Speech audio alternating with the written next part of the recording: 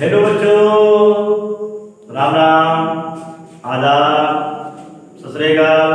Welcome back to my YouTube channel Mithal fishing. बेटा, इसके पिछले वीडियो में हमने लेक्चर दिया था कि प्रकाश क्या है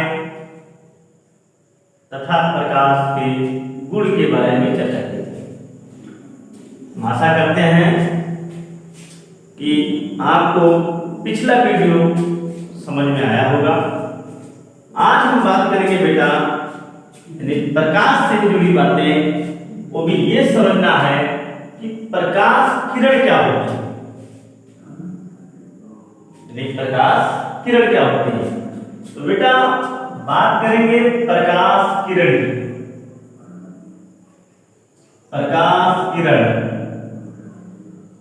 यानी लाइट रे। लाइट रे बहुत आसान है कि प्रकाश स्रोत से निकलने वाली प्रकाश किरणें जब एक रेखीय पथ पर गमन करती हैं तो उन्हीं किरणों को हम प्रकाश किरण कहते हैं। अर्थात अगर ये मान लें हम कि ये कोई प्रकाश स्रोत है, ये कोई प्रकाश स्रोत है। अब इस प्रकाश स्रोत से निकलने वाली जो प्रकाश किरणें होंगी वो एक सरल रेखीय में गमन करेंगी। इसे ही हम प्रकाश किरण बोलते हैं। यानी यही किरणें प्रकाश किरण कहलाती हैं।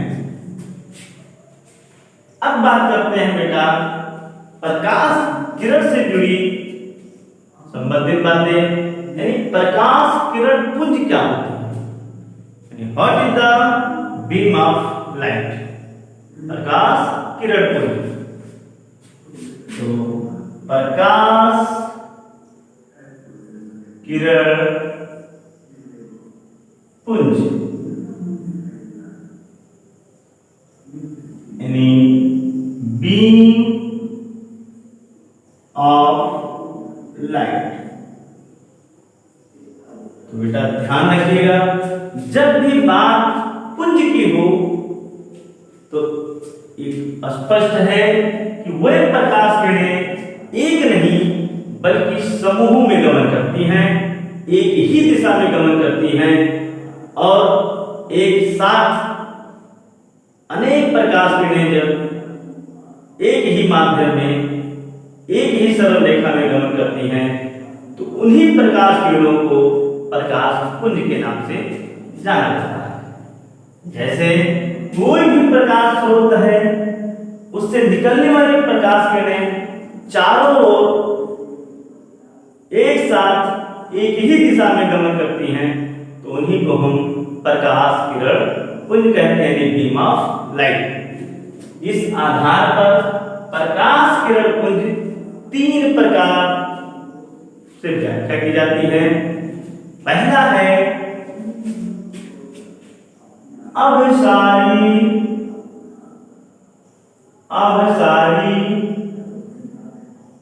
प्रकाश किरण पुंज, यानी कन्वर्जेंट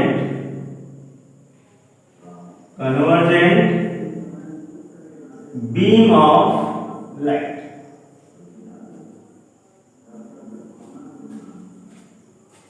यानी कन्वर्जेंट बीम ऑफ लाइट यानी प्रकाश यानी अभिसारी प्रकाश किरण पुंज, यानी जब सभी प्रकाश किरणें एक ही दिशा में एक ही बिंदु पर एक ही स्थान पर मिलती हैं तो उन प्रकाश किरणों को अभिसारी प्रकाश किरण पुंज कहते हैं। जैसे एक प्रकाश किरण ये, यानी दूसरी प्रकाश किरण एंड तीसरी प्रकाश किरण। इसके अलावा भी और ये सब किरणें यानी 1 2 3 4 ये चार प्रकाश किरणें किसी एक ही बिंदु पर जब फोकसित होती हैं या एक ही बिंदु पर मिलती हैं तो इन्हीं प्रकाश किरणों को अपसारी प्रकाश किरण पुंज के नाम से जाना जाता है। इसी प्रकार अपसारी प्रकाश किरण पुंज, अपसारी प्रकाश किरण पुंज यानी अपसारी प्रकाश किरण पुंज को हम कहते हैं डाइवर्जेंट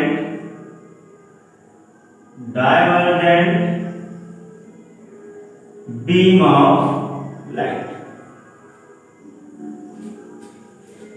जब किसी प्रकाश स्रोत से चलने वाले सभी प्रकाश किरणें किसी एक बिंदु से जाती हुई प्रतीत होती हैं या एक ही बिंदु से एक ही दिशा में निकलती हैं तो उन प्रकाश किरणों को हम अपसारी प्रकाश किरण पुंज कहते हैं। डाइवर्जेंट बीम ऑफ लाइट, जैसे ये कोई प्रकाश स्रोत बिंदु है, इससे निकलने वाली प्रकाश किरणें जब एक ही दिशा में बाहर की ओर गमन करती हैं तो इन्हीं प्रकाश किरणों को डाइवर्जेंट बीम ऑफ लाइट कहते हैं। डाइवर्जेंट बीम ऑफ लाइट, जिनको हिंदी में अपसारी प्रकाश किरण पुंज कहते हैं। और ये कन्वर्जेंट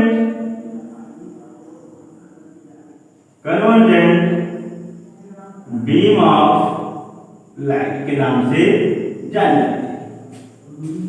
और जो तीसरा है समांतर प्रकाश किरण पुंज, समांतर प्रकाश किरण पुंज यानी पैरेलल बीम ऑफ लाइट। जब सभी प्रकाश किरणें किसी एक बिंदु से एक ही दिशा में एक दूसरे के समांतर गमन करती हैं तो उन प्रकाश किरणों को समांतर प्रकाश किरण पुंज कहते हैं। जैसे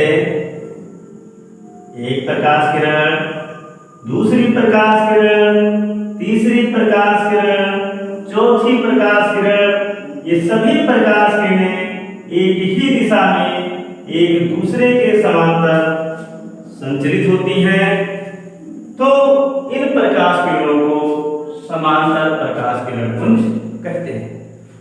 अगर हम बात करें तो इनके हमारे दैनिक जीवन में कई ऐसे उपकरण हैं जो अपसारी प्रकाश किरण पुंज का कार्य करते हैं, अपसारी प्रकाश किरण पुंज का कार्य करते हैं और समांतर प्रकाश किरण पुंज का कार्य करते हैं। जैसे इसके लिए अगर हम बात करें तो अपसारी प्रकाश किरण पुंज यानी ये प्रकाश किरण पुंज उत्तल लेंस यानी जो उत्तल लेंस होता है जो हम आगे चैप्टर में पढ़ेंगे, उत्तल लेंस यही कार्य करता है कि जितनी प्रकाश किरणें उत्तल लेंस की तरफ फोकसित होती हैं वो लेंस यानी उत्तल लेंस उन सभी प्रकाश किरणों को एक ही बिंदु पर फोकसित करता है। अर्थात हम बात करें तो उत्तल लेंस जो प्रकाश उपकरण है जो अपसारी प्रकाश किरण पुंज की भांति व्यवहार करेगा। और ये दूसरा जो है डाइवर्जिंग लेंस यानी अवतल लेंस, अवतल लेंस, अवतल लेंस आपका डायवर्जिंग लेंस यानी अपसारी प्रकाश किरण पुंज की तरह व्यवहार करेगा। और जो तीसरा है जो हमारे दैनिक जीवन में है वो लेजर यानी लेजर से निकलने वाली प्रकाश किरणें समांतर प्रकाश किरण पुंज के नाम से जानी जाती है, लेजर। तो बेटा आज जो हमने चर्चा किया प्रकाश किरण पुंज। प्रकाश किरण पुंज 3 प्रकार के होते हैं, अभिसारी, अपसारी और समांतर। तो ये रहा आपका प्रकाश से रिलेटेड बेसिक प्रॉपर्टी या यूं कहो कि प्रकाश किरण के बारे में जानकारी। इन्हीं की मदद से हम प्रकाश से रिलेटेड यानी प्रकाश की परिघटनाएं समझेंगे कि प्रकाश के परावर्तन, प्रकाश के अपवर्तन, इन सब की चर्चा हम इसमें करेंगे। लेकिन जरूरी यही था कि हम प्रकाश किरण की जानकारी में प्रकाश किरण क्या होती हैं, क्या कहानी है उनका, किस हिसाब से गमन करती हैं, कैसे उनका रिप्रेजेंटेशन होता है, कैसे उनको हम प्रदर्शित करते हैं, ये हमने आपको जानकारी दी।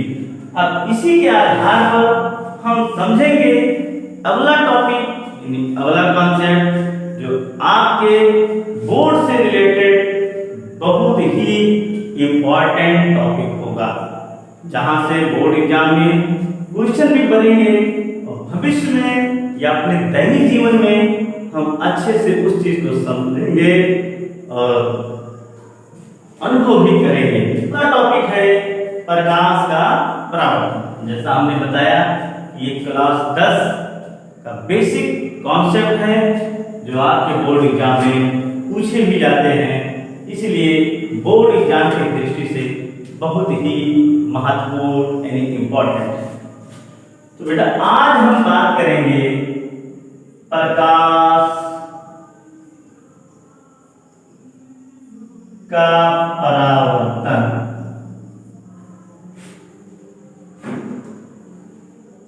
जिसको इंग्लिश में कहते हैं reflection of light, reflection of light, प्रकाश का परावर्तन। तो प्रकाश की एक मुख्य परिघटना में से यानी 5 मुख्य परिघटना में से एक मुख्य परिघटना है आपका प्रकाश का परावर्तन, जो हम अपने दैनिक जीवन में बहुत अच्छे तरीके से यूज भी करते हैं, महसूस भी करते हैं। अगर हम बात करें कि हमारे दैनिक जीवन में इसका क्या महत्व है तो बहुत आसान है बेटा कि हम जब भी किसी वस्तु को देखते हैं या देख पाते हैं तो या तो उन वस्तुओं से प्रकाश का परावर्तन होता है या उन वस्तुओं से प्रकाश का अपवर्तन होता है।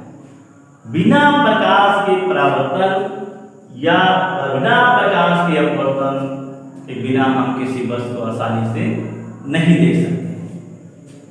इसीलिए हमारे दैनिक जीवन के लिए बेसिक इंपॉर्टेंट कॉन्सेप्ट है जो हम महसूस करते हैं। अब बात करेंगे कि प्रकाश परावर्तन क्या है, what is the reflection of light, प्रकाश का परावर्तन क्या है। तो बेटा ये प्रकाश की परिघटना है, अतः जब भी कोई प्रकाश किरण किसी परावर्तक तल से टकराती है तो उसी माध्यम में वापस लौट जाती है। जब भी कोई प्रकाश किरण किसी परावर्तक तल से टकराती है तो उसी माध्यम में वापस लौट जाती है।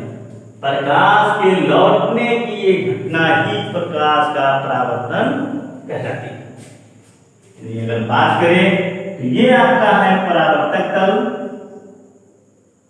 यानी परावर्तक तल, और ये आने वाली जो किरण है इसका नाम है आपतित किरण। और परावर्तक तल के जिस बिंदु पे प्रकाश किरणें टकराती हैं उस बिंदु का नाम होता है आपतन बिंदु। आपतन बिंदु। और बिंदु से टकराने के बाद जब उसी माध्यम में प्रकाश किरण वापस लौट जाती है तो उस किरण का नाम है परावर्तित किरण।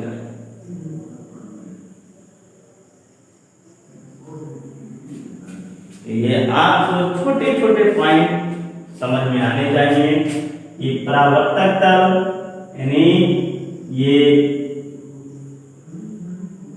तल बहुत चिकना होता है या नहीं होता है तो परावर्तक तल यानी आर्टिफिशियल तरीके से बनाया जाता है।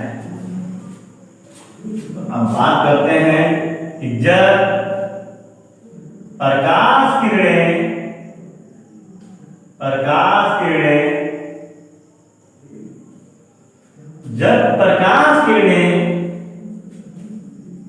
किसी परावर्तक तल से टकराकर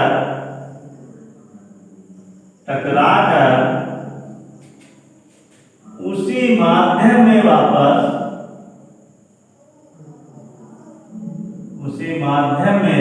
वापस लौट जाती हैं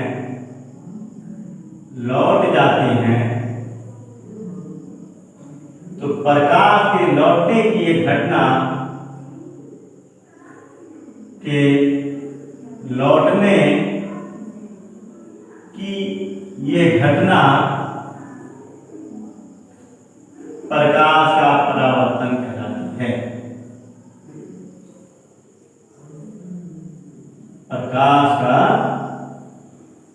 परावर्तन कहलाती है।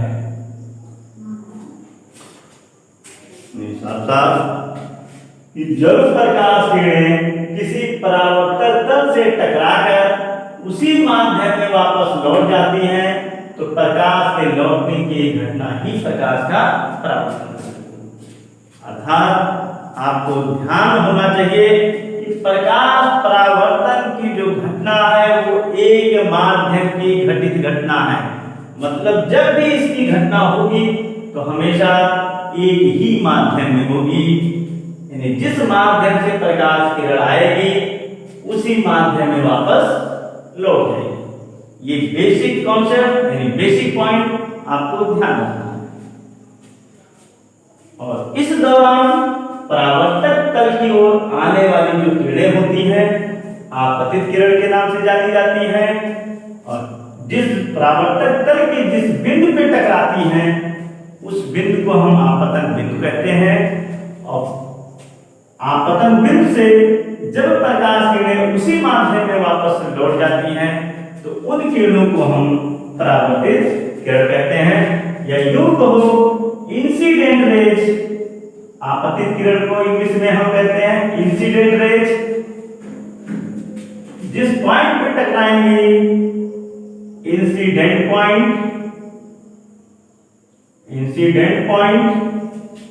और परावर्तित किरण को रिफ्लेक्टेड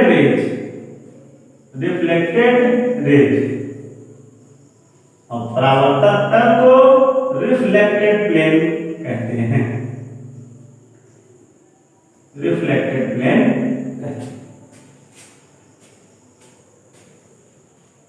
तो प्रकाश का परावर्तन क्लियर हुआ। अब बात करते हैं प्रकाश परावर्तन के नियम। हेडिंग डालो बेटा, प्रकाश परावर्तन के नियम यानी law of reflection of light.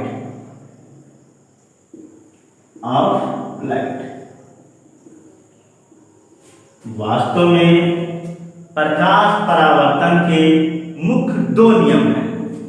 Number 1,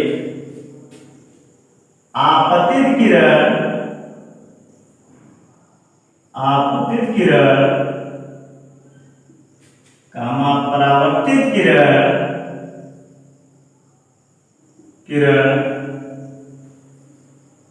तथा आपतन बिंदु पर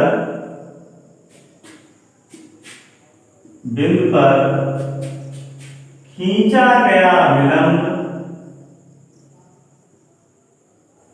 अभिलंब तीनों एक ही तल में एक ही बिंदु पर स्थित होते हैं।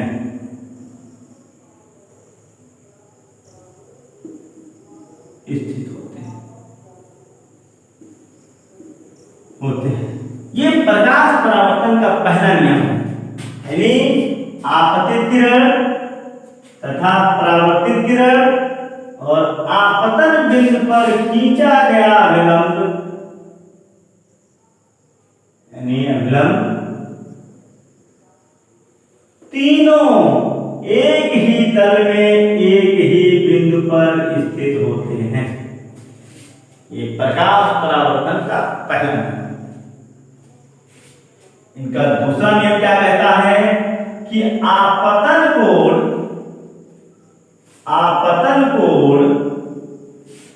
सदैव परावर्तन कोण के बराबर होता है, या यूं कहो कि आपतन कोण यानी I, परावर्तन कोण यानी R सदैव बराबर होता है, यानी कोण I बराबर कोण R। ये प्रकाश परावर्तन का दूसरा नियम है। अब क्वेश्चन उठता है कि आपतन कोण किसे कहते हैं? तो बच्चों ध्यान दीजिए, काफी बच्चे कंफ्यूज रहते हैं कि आपतन कोण क्या होता है। तो नोट पॉइंट में ध्यान रखिए, नोट पॉइंट में आपतन कोण यानी इंसिडेंट एंगल। तो जैसा कि फिगर में दिख रहा है आपको कि आपतन कोण की पोजीशन क्या है, साफ साफ क्लियर है बेटा कि आपतित किरण और अभिलंब के बीच जो बना कोण होता है वही आपतन कोण कहलाता है। हम कह सकते हैं कि अगर हम इसको I नाम दे दें और इसको O नाम दे दें और N फॉर नॉर्मल यानी इसको N मान लें, तो कोण ये I वो N हमारा आपतन कोण। रही बात परिभाषा, तो ध्यान से सुनिए, आपतित किरण और अभिलंब के बीच बने कोण को आपतन कोण कहते हैं, जिसे I से व्यक्त करते हैं। इसी प्रकार परावर्तन कोण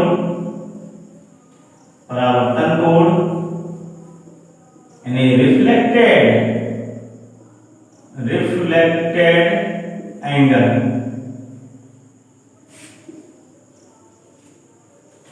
अगर हम परावर्तित किरण को R से दिखा दें बेटा, तो कोण NOR, कोण NOR बराबर I, या कोण ION बराबर कोण I। परिभाषा कैसे लिखोगे बेटा, समझोगे कैसे कि परावर्तित किरण और अभिलंब के बीच बना कोण परावर्तन कोण कहलाता है। क्लियर? तो ये बात हमेशा ध्यान रखना। दूसरी चीज, जैसा हमने बताया कि हम अपने दैनिक जीवन में इसका यूज कहाँ करते हैं, यूज कहाँ देखते हैं, इसका उपयोग कहाँ है। जैसा कि अभी हमने पहले बताया कि जब भी कोई वस्तु अगर हमको दिखाई देती है तो इसके पीछे का कारण है कि उस वस्तु से प्रकाश का परावर्तन होता है। या यूं कहो, जब भी कोई वस्तु दिखाई देगी तो प्रकाश के परावर्तन की घटना घटना अवश्य घटित होगी, यानी जरूर घटित होगी। बिना प्रकाश परावर्तन के कोई वस्तु को दिखाई नहीं देती है। इससे रिलेटेड कुछ और बातें हैं जो हमेशा ध्यान देना है बेटा। जब इससे रिलेटेड कोई न्यूमेरिकल बनते हैं, कोई सवाल बनते हैं, तो आपको ये छोटे छोटे कॉन्सेप्ट आने चाहिए। जैसे हमने कहा ये परावर्तक तल है, तो इस परावर्तक तल से जो अभिलंब होता है बेटा, ये हमेशा 90 डिग्री कोण बनाता है। यानी इस परावर्तक तल से अभिलंब के बीच का जो कोण होगा वो हमेशा 90 डिग्री होगा, यानी 90 डिग्री होगा। इसी प्रकार इसके राइट साइड में आप देख सकते हो, ये टोटल एंगल यानी नॉर्मल और अपोर्टर पृष्ठ के बीच का कोण 90 ही होगा। इसी से रिलेटेड छोटे छोटे क्वेश्चन बनाए जाते हैं जो बच्चे गलत कर देते हैं। देखो एक छोटा सा क्वेश्चन जिससे आपको एक आइडिया मिलेगा, एक रूल रेगुलेशन हम कैसे फॉलो करते हैं, लॉजिक मिलेगा, वो तर्क मिलेगा। जैसे ये एक परावर्तक तल है जिसके एक साइड में कलई है। अभी आगे हम बात करेंगे बेटा इससे जुड़ी बातें। और ये इसका परावर्तक तल है, परावर्तक तल। ये प्रकाश परावर्तन से रिलेटेड एक छोटा सा क्वेश्चन, या आपतित किरण, ये परावर्तित किरण, और ये रहा आपका नॉर्मल यानी अभिलंब, और ये इसका आपतन। तो क्वेश्चन देखिए ध्यान से, यानी यदि इनके बीच का कोण 55 डिग्री हो, ये यूं हो कि परावर्तित किरण और परावर्तक तल के बीच का कोण 55 डिग्री हो, तो उसके आपतन कोण का मान क्या होगा? उसके आपतन कोण का मान क्या होगा? तो बेटा बहुत आसान है, क्योंकि हम जानते हैं कि ये कोण यानी अभिलंब और परावर्तक तल के बीच का कोण 90 डिग्री होता है। इसलिए ये 55 डिग्री अगर है तो ये कितना होगा?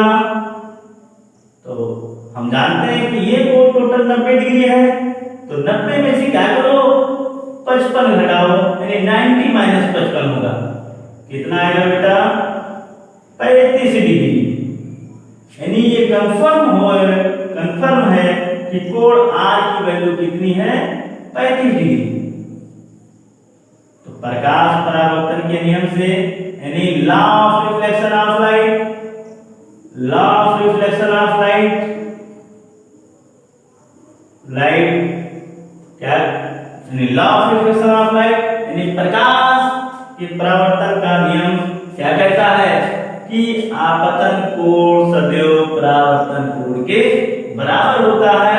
अर्थात इसका परावर्तन कोण अगर 35 डिग्री है तो उसका आपतन कोण भी 35 डिग्री ही होगा। अर्थात कोण I बराबर कोण R के, तो कोण I बराबर कोण R का मान कितना बेटा? 35 डिग्री।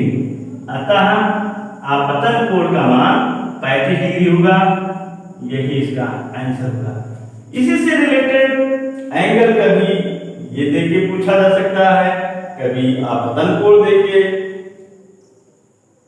परावर्तित किरण और परावर्तक तल के बीच पूछा जा सकता है। तो छोटा छोटा कॉन्सेप्ट है जो आप सही तरीके से, सही लॉजिकल तरीके से यूज करोगे तो 100% मैं आशा करता हूं कि कहीं गलती आपसे नहीं होगी। बस ये ध्यान देना है कि परावर्तन कोण सदैव आपतन कोण के बराबर होता है, यानी second law of reflection of light ध्यान रखना है। और पहला तो हमने आपको बताया है कि ये प्रकाश के परावर्तन की घटना में अवश्य होगा। तो हम आशा करते हैं बेटा ये वीडियो यानी ये लेक्चर आपके समझ में आया होगा। नेक्स्ट वीडियो हम नेक्स्ट लेक्चर में यानी अगले लेक्चर में हम बात करेंगे जो इसी के बाद जो अगला रिलेटेड कॉन्सेप्ट होगा आगे हम चर्चा करेंगे। Thank you so much.